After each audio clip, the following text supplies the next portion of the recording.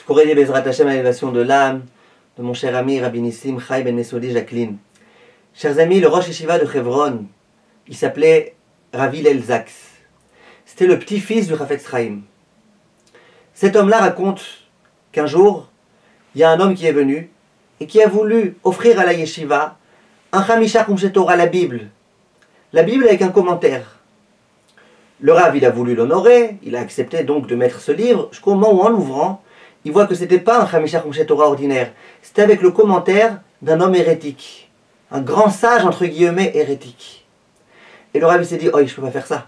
Si je mets ça à la yeshiva, imagine il y a un élève qui étudie cette explication, et un élève qui chas v'shalom commence à mal tourner à cause de ça, c'est pas possible.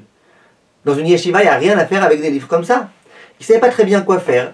Sa maison, au Rav, elle se trouvait dans l'immeuble dans lequel il y avait la yeshiva. Il rentre à la maison, il retire des livres de sa bibliothèque, il cache ses livres tout au fond de la bibliothèque, et il remet des livres devant.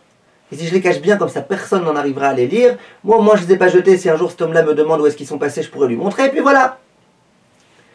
Raconte le Rav, il dit que sa maman, qui était la fille du Chafetz Chaim, elle habitait chez lui.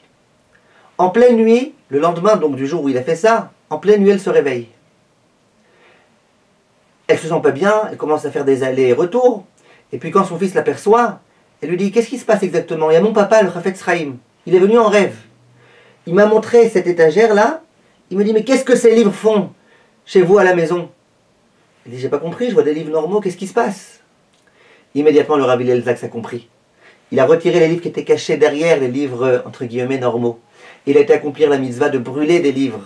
Ou biarta hara, il faut brûler ce genre de livres. Et il a été les brûler. On voit de là d'Israchamim combien, même nos parents, quand ils sont morts, ça les dérange qu'il y ait de l'impureté à la maison, qu'il y ait des choses mauvaises à la maison. Ça les dérange. Le Chafetz Chaim n'était pas tranquille. Il est venu en songe à sa fille pour lui dire enlève ça.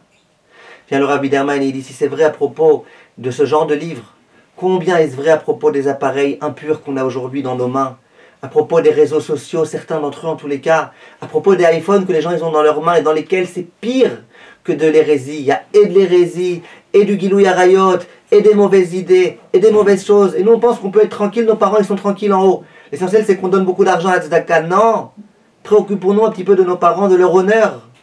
Eux qui ont bien vécu sans avoir ces espèces d'instruments. Kolto mes chers amis.